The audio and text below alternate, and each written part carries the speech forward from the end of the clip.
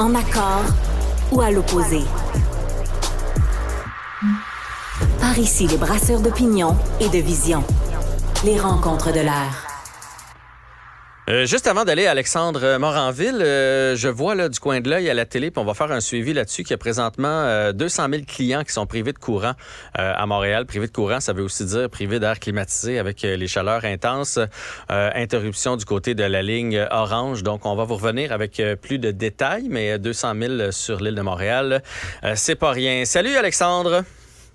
Hey, salut Jean-François, moi tantôt il y avait une panne de courant mais prévue chez nous, des travaux là, qui avaient été cédulés par Hydro-Québec qui sont venus tout à l'heure et là en ce moment moi j'ai de l'électricité, fait que regarde, peut-être qu'ils l'ont réparé juste à temps. Ouais, peut-être, mais je suis certain que dans le temps de le dire, dans ton appartement, c'est devenu très très chaud.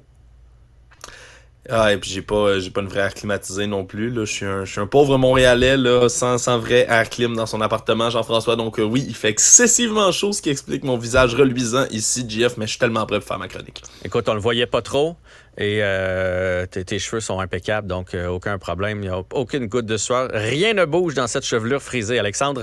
Alors, tu veux nous parler d'une mouvance conspirationniste d'extrême droite venue des États-Unis?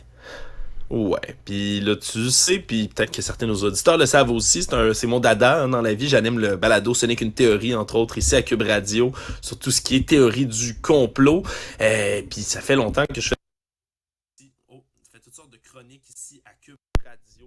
Ça fait longtemps que j'en fais de ces chroniques pour évidemment me tenir au courant un peu tout le monde de ces mouvances complotistes. Ce qui se passe, c'est que depuis un certain moment, on suit entre autres les péripéties d'un sous-groupe dans la mouvance QAnon. QAnon, qu'est-ce que c'est? Vous en avez sûrement déjà entendu parler. C'est ce mouvement, entre autres, qui est très, très, très présent derrière Donald Trump, qui, en gros, si je pouvais résumer ça du plus simplement possible, c'est des gens qui croient qu'il y a une élite cachée, secrète parmi les démocrates, les acteurs d'Hollywood, les juifs et autres personnes qui habitent à Hollywood, qui sont en fait des satanistes, donc qui vénèrent Satan et qui font un trafic mondial d'enfants, donc de pédophilie, dans le but de les violer, de les sacrifier, pour ensuite extraire une composante de leur sang appelée l'adénochronine, qui leur permet entre autres de vivre plus longtemps puis de devenir très très drogués, de rester jeunes et d'avoir des pouvoirs surnaturels. C'est vraiment bizarre, là, puis ça semble sorti d'un Amos d'Aragon, ce que je vous dis là, mais c'est complètement vrai là, ce que je raconte. C'est un mouvement là, qui a ces croyances-là, là, bien évidemment. Donc, c'est un mouvement qui d'ailleurs considère que Donald Trump est le Messie, hein, c'est le champion de Dieu, ni plus ni moins, qui est là pour revenir sur Terre, puis évidemment mettre fin à toute cette corruption-là qu'il y a aux États-Unis. Et peu importe ce qui se passe, eux ont toujours depuis... Puis je suis ça depuis, écoute, des années et des années et des années, Jean-François. Avant la première élection de Donald Trump, ça existait déjà comme mouvement. Et eux ont toujours une date, là, une espèce de date apocalyptique, fatidique, à laquelle il va arriver la grande tempête, The Storm, comme eux l'appellent, ou The Awakening, l'éveil. Puis cette journée-là, ils vont prendre tous les méchants des États-Unis, du Canada, puis dans le monde, avec l'armée, puis bam, tout ce beau monde-là vont être exécutés pour leurs crimes contre l'humanité. Et enfin... paix sur terre, JF. Ça sonne pas beau tout ça? C'est une secte, dans le fond, là. Ben oui. Ça ressemble beaucoup à ce qu'on appelle en anglais un doomsday cult, un culte de l'apocalypse. Ils ont toujours cette espèce de date de jugement dernier. Ils ont un messie qui est Donald Trump. Oui, effectivement, ça ressemble beaucoup à un culte. Puis au travers de ces cultes-là, Jean-François, quand c'est aussi vaste et popularisé sur le web et décentralisé, t'as toujours des gens dans ce mouvement-là qui font comme leur propre petite cellule. Et c'est de ça que je discute aujourd'hui.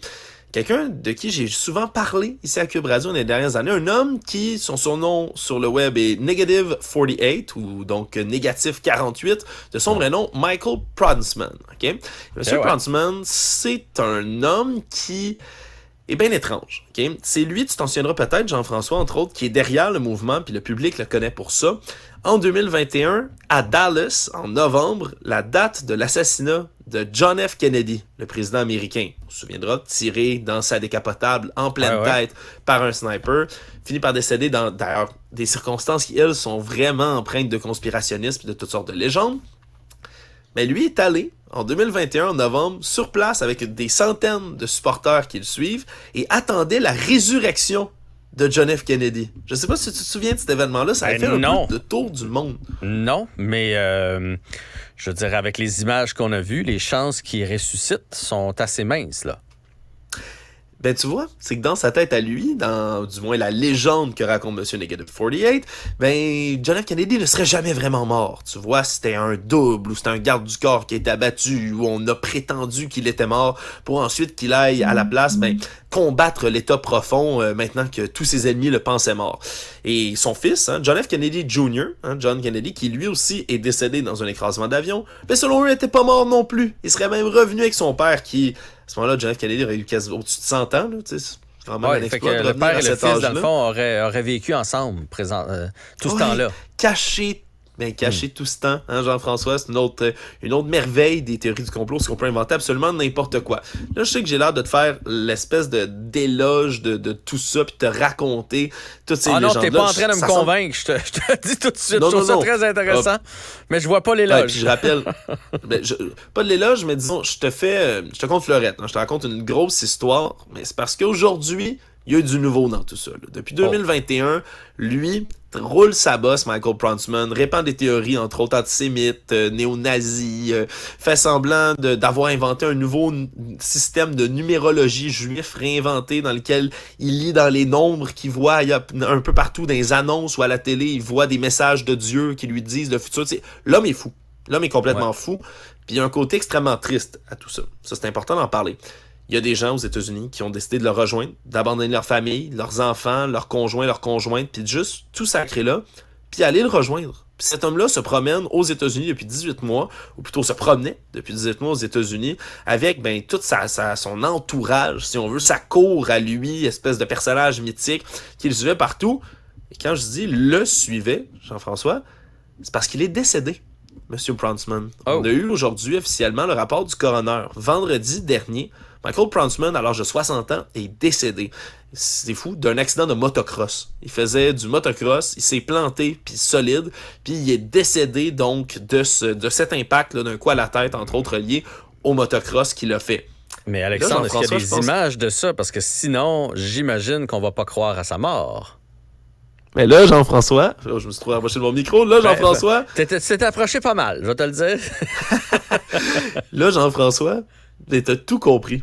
C'est ça qui est, puis loin de moi, l'envie de me réjouir de la mort d'un homme, même si il répandait des théories néo-nazis au grand vent depuis des années déjà.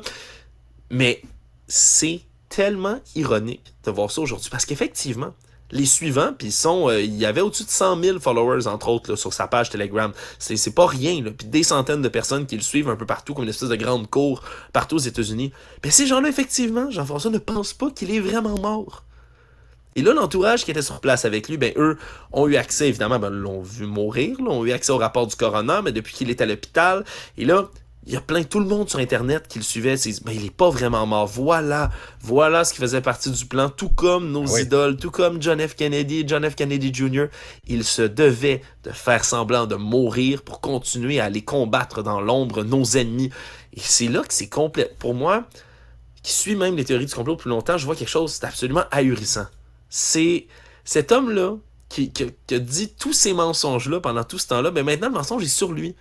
Puis il n'y a plus rien qu'il peut dire, plus rien qu'il peut faire pour manipuler les gens. Sa dernière manipulation, son dernier grand mensonge, ben va lui survivre. Puis je trouve qu'il y a une ironie là, tellement spectaculaire là-dedans de le voir, mais maintenant, qu'il peut même pas mourir en paix, si on veut. Puis ça va continuer à se matérialiser autour de lui, puis les gens qui le suivent, malheureusement, ben sont pas prêts de rentrer à la maison, là. Il va y en avoir quelqu'un là-dedans, dans cette bande de lurons-là, qui va prendre le relais, puis qui va décider de les amener à quelque part d'autre. C'est comme inévitable. Mais c'est triste et à la fois un peu rigolo de voir ça. Je sais pas si tu me suis. Ben oui.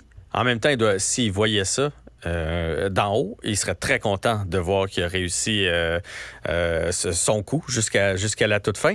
Mais moi, ce qui m'attriste, c'est pas que cette personne-là, comme tu dis, un luron, croit dans ces affaires-là, puis publie toutes sortes de mensonges. C'est qu'il y a des gens qui le suivent, puis plusieurs personnes. Je trouve ça même inquiétant, en fait, que ces mensonges-là réussissent à rallier autant de personnes aux États-Unis.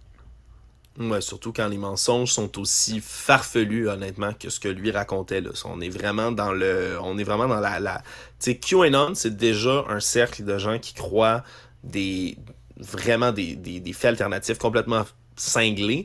Mais ce sous-groupe-là, cette sous-branche-là, là, tu sais, c'est des gens qui pensent que John F. Kennedy, là, tu sais, ils ont une obsession avec ça, c'est les descendants directs du Christ, les Kennedy, de Jésus-Christ, qui se serait marié à Marie-Madeleine, qui aurait eu... Tu sais, j'ai perdu beaucoup de temps de ma vie à suivre un peu là, les légendes puis les conneries que ces gens-là racontent, mais t'as raison.